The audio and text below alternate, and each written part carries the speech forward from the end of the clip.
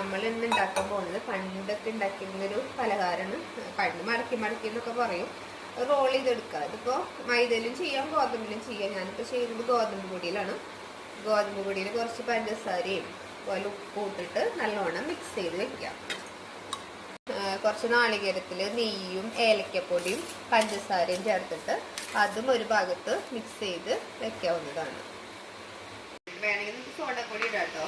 ഞാൻ സോഡാപ്പൊടി ചേർത്തിട്ടാണ് കുട്ടികൾക്ക് ഒരു ബ്രേക്ക്ഫാസ്റ്റ് ആയിട്ടോ അല്ലെങ്കിൽ അവർ സ്കൂളിൽ വിടുന്ന സമയത്ത് ഉണ്ടാക്കി കൊടുക്കാനോ പറ്റാം. ഗോതമ്പ് പൊടി കലക്കി വെച്ചിട്ട് നമുക്കൊരു ദോശ ഉണ്ടാക്കാം.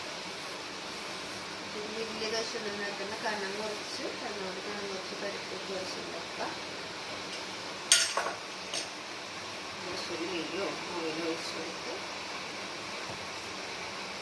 ദോശ നന്നായിട്ട് ക്രിസ്പി ആയിട്ട് മൊരിയണ സിമ്മിൽ ഇട്ടിട്ട് നമുക്കിത് വേവിച്ചെടുക്കാം. തിരിച്ചിട്ട് മറിച്ചിടുക. ഇത് കഴിഞ്ഞിട്ട് നമ്മൾ ഉണ്ടാക്കി വെച്ച കൂട്ടതിലിപ്പോൾ നാളികേരവും നെയ്യും പഞ്ചസാരയും ഏലക്കപ്പൊടിയും ഇതിന് സെൻട്രലായിട്ട് ഒഴിച്ചു കൊടുക്കുക.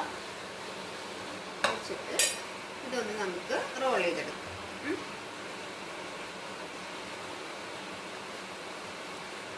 ചൂടുണ്ടാവും കേട്ടോ, ശ്രദ്ധിച്ചോളൂ. ഞാനിപ്പോൾ അതൊന്നും ശ്രദ്ധിക്കുന്നില്ല. എടുത്ത് ജസ്റ്റ് ആ ഭാഗം ഒന്ന്